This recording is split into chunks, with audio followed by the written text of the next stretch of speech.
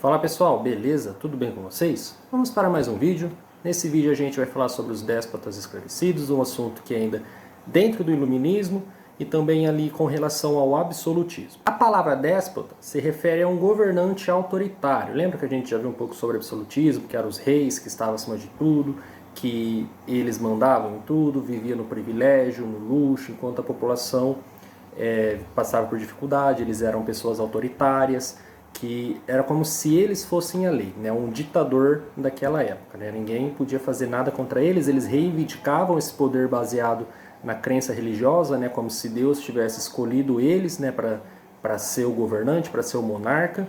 Então, autoritário nesse sentido. E esclarecido, não, então por que déspota esclarecido? Porque o esclarecido tem relação com as ideias iluministas. Então, déspota esclarecido seriam os reis, né, os monarcas e os ministros daquela época, que adotaram algumas ideias iluministas, né, que ouviram alguns pensadores e começaram a fazer ações em prol da população, mas não deixaram de ser um monarca autoritário.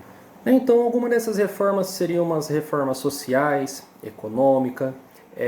Eles faziam isso, mas mantinham o privilégio, mantinham o luxo, né, manteram a classe hierárquica, né, social ali da nobreza, não deixaram, né, não abriram mão, né, dos seus direitos. Então foram algumas reformas como construções de hospitais, de escolas.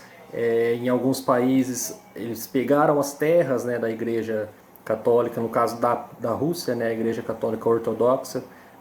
O rei confiscou as terras dela, né, para poder investir em agricultura.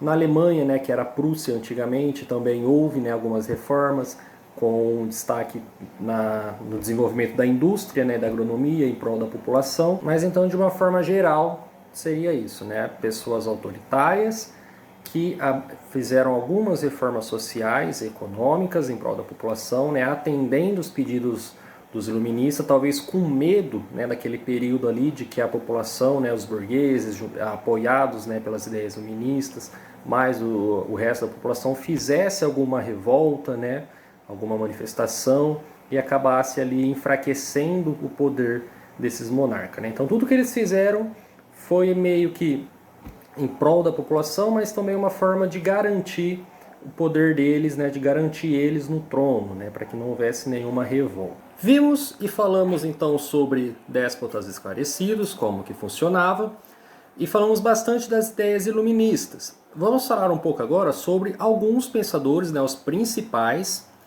e um pouco das ideias deles. Começando então com Voltaire. Ele era um crítico à Igreja Católica, as ideias dele iam na contramão, né, podemos dizer assim. E ele tem uma frase muito emblemática, né, da qual diz o seguinte: não concordo com uma só palavra sequer do que dizeis, mas defenderei até a morte vosso direito de dizê-lo. Então ele defendia a liberdade de expressão. Ele podia não concordar, não gostar do que você estivesse falando, né, das suas ideias, mas ele ia defender esse seu direito de poder dizer, tá? Então ele era bem defensor da liberdade de expressão, né, de você ter liberdade de se expressar. E na época do autoritarismo, imagina, o rei ele é autoritário, ele é absoluto, ele é tido como um escolhido de Deus. Então se você tece uma crítica, se você faz uma crítica a esse rei, poderia ser algo grave.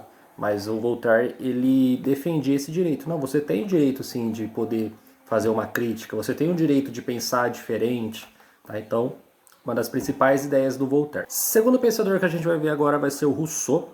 Ele não era muito querido pela burguesia, porque ele tinha críticas, né, a esse modelo, ele criticava a propriedade privada, então ele não tinha muito apoio dos burgueses. Ele vai ganhar destaque com a seguinte teoria, né, que todos os homens nascem iguais, né, nascem bons, e a sociedade o corrompe. Tá? Então todo mundo nasce bom, não tem como você nascer bandido, você nascer uma pessoa má. Mas com o passar do tempo, dependendo do lugar onde você está, na sociedade que você está inserido, com as coisas que acontecem ao seu entorno, você vai acabar sendo corrompido, tá? Se tornando uma pessoa ruim. É uma teoria legal, uma teoria que dá para você refletir bastante, por isso que ele vai ganhar destaque entre os pensadores iluministas. O terceiro pensador que a gente vai ver vai ser o Montesquieu. Ele defendia que o governante ele deveria executar as vontades do povo, né, da população, da sociedade. Então ia contra, né, o autoritarismo, onde o rei fazia o que ele queria e não o que a sociedade estava precisando, né? Então o Montesquieu ele tinha essa ideia. E também ele defendia a teoria da divisão dos três poderes, onde teria o poder executivo, o legislativo e o judiciário. Então veja bem, uma ideia iluminista que aconteceu lá atrás e está presente nos dias atuais na maioria dos países, né? Hoje a gente aqui no Brasil nós temos essa divisão dos três poderes, em executivo, né, representado pelo presidente, pelos prefeitos. Temos também o legislativo, né, que aí teremos os vereadores, teremos os deputados, senadores e o judiciário, né, que são os juízes. Cada um com a sua função, né, que a gente vai explicar para vocês.